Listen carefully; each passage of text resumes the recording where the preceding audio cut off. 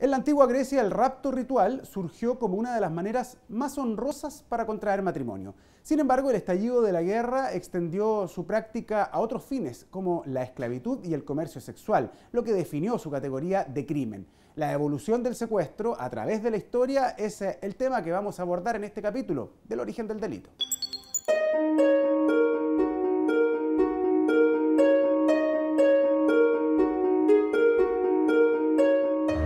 La Ilíada, epopeya griega escrita por Homero en el siglo VIII a.C., cuenta que el detonante de la guerra entre aqueos y troyanos fue el rapto de Helena, hija de Zeus y esposa de Melenao.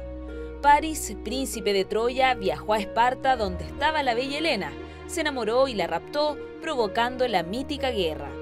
No hay exactitud respecto al carácter ficticio o histórico de este conflicto griego. Lo cierto es que en Grecia el secuestro como rito prenupcial era considerado una práctica honrosa.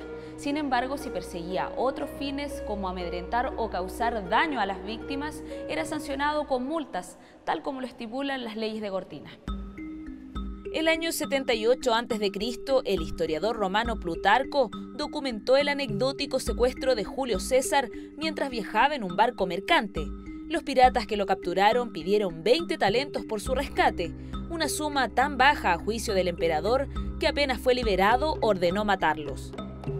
La palabra latina plagium significa calamidad.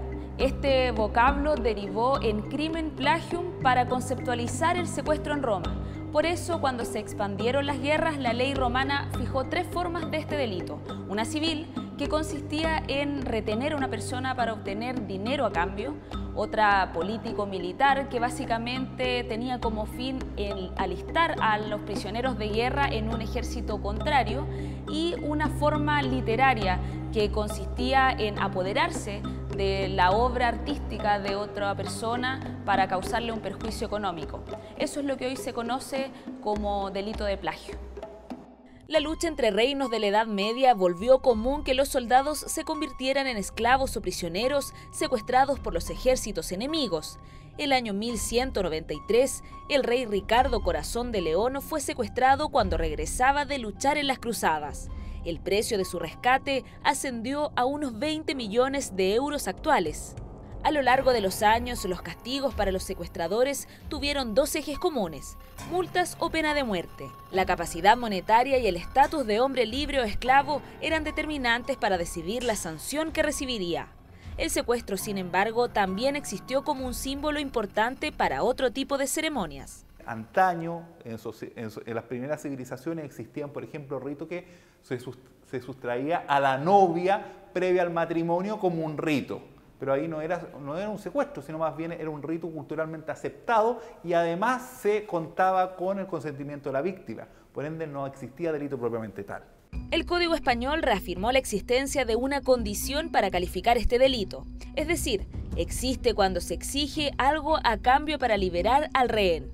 En Chile su práctica se acentuó durante la dictadura militar y fue uno de los pocos delitos que la ley de amnistía no pudo indultar. Las penas van desde los 3 años hasta el presidio perpetuo. Como bien no se podía constatar la existencia de un cuerpo, en un caso de un homicidio, por ejemplo, o encontrar al desaparecido, parte de la judicatura entendió que esto era un delito permanente, que en tanto no apareciese la persona, estaba en secuestro y existía un estado de antijuricidad. En la actualidad, la privación ilegal de la libertad de una persona puede ser considerada según el fin que busque el captor, siendo simple o extorsiva. Este último tipo tuvo un conocido referente, las FARC o Fuerzas Armadas Revolucionarias de Colombia, que durante los primeros años del 2000 secuestraron hasta 3.400 personas en un año como método de financiamiento.